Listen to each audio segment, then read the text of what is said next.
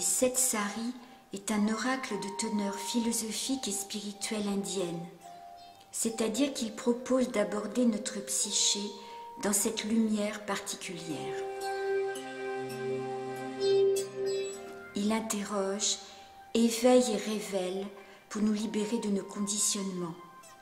Il stimule la prise de conscience en ramenant l'interrogation du consultant vers l'essentiel et en éclairant sa relation au monde, à soi-même et à autrui. Il favorise donc l'introspection.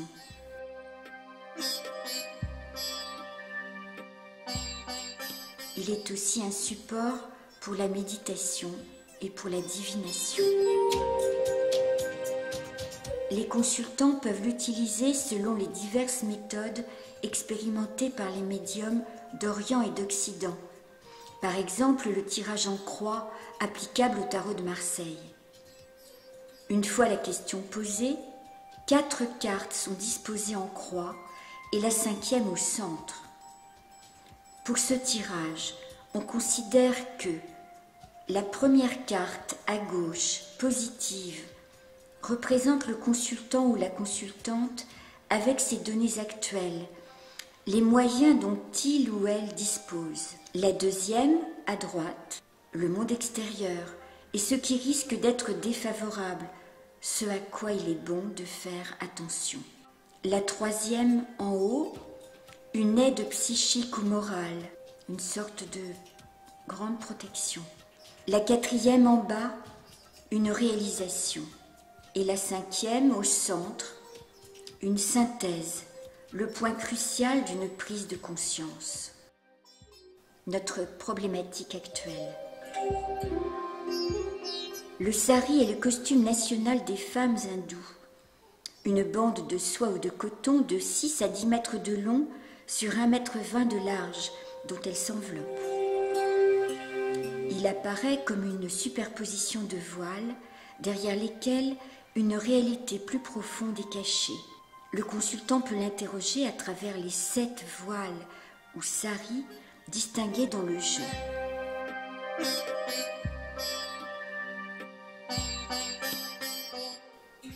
Sa place dans le cosmos, sa condition humaine, ses expressions physiques, mentales et morales dans le monde matériel, son maintien sensible dans le monde, son discernement et son aspiration à l'éveil spirituel, son ouverture par la compassion, son adhésion au divin. Chaque voile contient dans un ensemble de valeurs positives un aspect plus sombre que l'on est invité à explorer sans le craindre, car dans l'esprit indien, aucune vie n'est un échec. L'être humain ne chemine pas de l'erreur à la vérité, mais de vérité en vérité.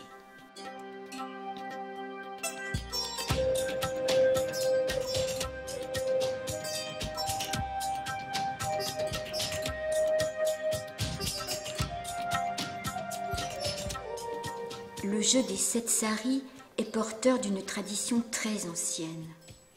Les images sont rondes parce que les cartes indiennes autrefois étaient rondes, peintes sur des écailles de tortue puis de petits cartons. Mais parce qu'il est aussi nouveau, il convient d'en présenter l'auteur qui en est en même temps l'illustratrice.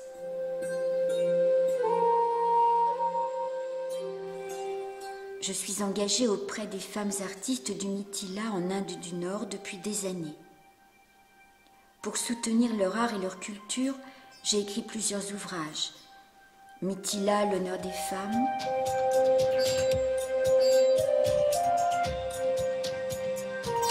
Mithila Dream, et en collaboration avec Ranija et Kaushik Kumarja, les filles de Krishna prennent la parole. Grâce à Ranija et à Kaushik Kumarja, de nouveau, qui vivent à Madhubani sur les terres du Mithila, et grâce à l'appui d'historiens indiens spécialistes de cette culture, j'ai pu écrire l'histoire du roi Salesh, le roi de la montagne, c'est-à-dire l'Himalaya, le séjour des dieux. Il s'agit d'une épopée des intouchables, celle du héros des parias du nord de l'Inde. Pour terminer, et faire mieux comprendre peut-être comment j'ai pu réaliser le jeu des 7 saris sans être moi-même indienne, nous pouvons évoquer encore un livre intitulé « Une petite mesure d'inachevé » qui présente mes expériences médiumniques. Le jeu des 7 saris nous tend un miroir oriental. Ce miroir replace le corps dans le cosmos et reconduit l'esprit qui oscille entre le réel et l'illusoire vers la paix de l'unité et l'énergie d'amour. Qu'il nous éclaire.